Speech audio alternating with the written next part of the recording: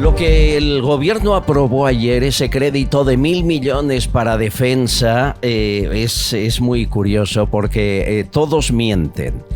Sí, Podemos, en la reunión del Consejo de Ministros del martes, este programa les puede asegurar que no abrió la boca, que no se opuso a los 1.000 millones. En el Consejo de Ministros no, pero al salir, Ione Belarra no callaba. Escuchen a Ione Belarra, Margarita Robles y Yolanda Díaz. Lo que necesita la gente de nuestro país no es comprar bombas ni aviones de combate. Que le pregunte a la vicepresidenta Yolanda Díaz a ver si ella dice en Ferrol que se dejen de construir ahí en Ferrol las fragatas F-110 que están creando muchos puestos de trabajo. Creo que estos debates deben de hacerse de manera prudente y serena y nunca atendiendo a realidades que no son verdad. Decir que los 1.000 millones de euros es para carga de trabajo en Navantia, desde luego, por desgracia, insisto, no es así. Señores, una critica a la otra, le llama mentirosa a la tercera. Bien, todo esto es de cara a la galería. Cuando están en el Consejo de Ministros, insisto, desde la cumbre de la OTAN, Podemos sabía que iban a doblar el presupuesto en defensa y no dijo nada. Y en el Consejo de Ministros, calladitas, porque hay que mantener la posición. ¿Dónde va a ir a trabajar Ione Belarra si se va de ministra? ¿A qué lugar puede encontrar empleo si no es en un estamento público?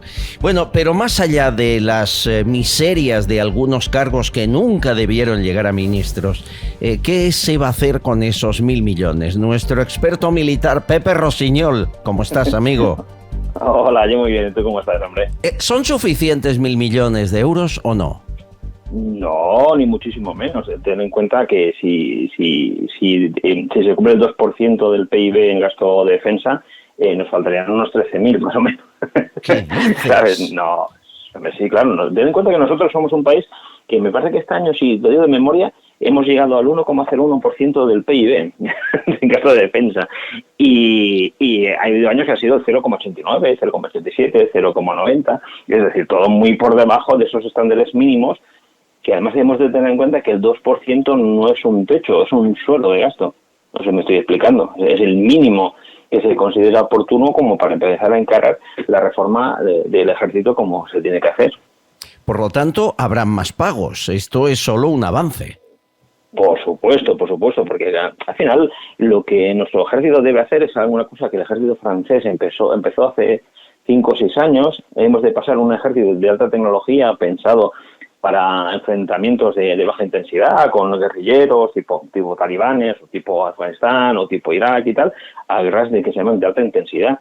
¿Y qué es una guerra de alta intensidad? Pues lo que estamos viendo ahora mismo en Ucrania, es decir, operadores que tienen un nivel de actividad que está muy por encima de una guerrilla. Tienen cañones, tienen misiles, tienen aviones, tienen submarinos, tienen barcos, etcétera, tienen redes de inteligencia electrónica, etcétera, etcétera, etcétera.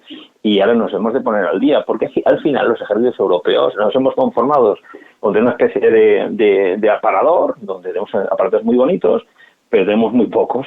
Entonces, en el momento que nos derriben 3 aviones, empezamos a tener muchos problemas, con lo cual eso se tiene que multiplicar en un número de plataformas aéreas, el número de barcos, el número de submarinos, los pertrechos de los soldados, que precisamente esos 1.000 millones, por lo que parece ser, es donde el gobierno quiere empezar a pertrechar a los soldados como Dios manda, especialmente aquellos, por ejemplo, que están en Letonia en el frente de una posible batalla contra Rusia, que eso no hay que olvidarlo. Ya.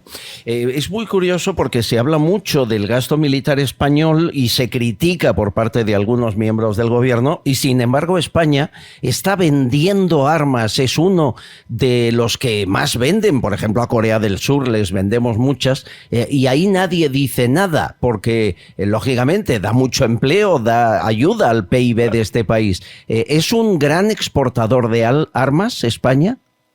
Sí, eso, bueno, no es de los principales, pero sí que efectivamente tenemos una industria de defensa que podría ser mucho más potente de lo que es si este gobierno se dedicase a hacer una estrategia adecuada, no solo a nivel de inversión en defensa, no gasto en defensa, sino inversión en defensa, sino en la inversión en la industria de defensa, porque hacer esa industria de defensa te permite tener unas economías de escala suficientes como para armar tu ejército con tu propia industria. No sé si me estoy explicando. Claro, sí. Pero esto es una programación a años vistas, como hace Estados Unidos, como hace Israel, como hace Francia, etcétera, etcétera. Pero tenemos las bases, seguro, para hacer una buena industria militar con una buena inversión en defensa, e insisto, inversión en defensa, para lograr ese ejército que necesitamos. Y digo inversión porque la mejor inversión en defensa, ¿sabes cuál es? La que significa que no tienes que disparar ni un solo tiro. Es decir, que tienes que una tengas el arma, de disuasión, pero sin usarlo. Exacto. Esa es la clave de todo esto. El país al que más exportamos armamento, Australia, seguido de Singapur, Turquía, Corea del Sur, Kazajistán, Malasia. Bueno, de eso parece que las ministras no hablan, solo hablan de la inversión de los 1.000 millones. Claro.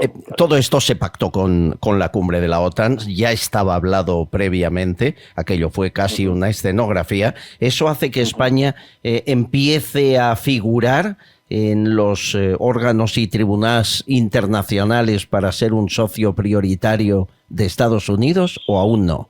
Sinceramente es un primer paso muy costoso, además, porque claro, el coste ha sido brutal y el coste se llama Marruecos. Es un primer paso para recomponer unas relaciones que se rompieron de forma ideológica, solo para contentar a los amiguitos de Podemos y los populistas del separatismo, de Bildu y compañía, sabes que le tienen bastante fobia a todo lo que es el mundo libre, y ese peaje significa pues el de Marruecos. Es un primer paso, porque ten en cuenta que cuando nuestro presidente amenazó a Putin diciendo porque no vas a ganar la guerra, esta cosa tan absurda que Putin dijo. aterrorizado, sí. Aterrorizado, y me parece que se ve corriendo hasta Siberia para huir de todo esto. Estas palabras vacías solo ahondan en el ridículo universal, porque todos los cancilleres que estaban ahí sabían perfectamente nuestro compromiso con Ucrania y con la OTAN en este caso.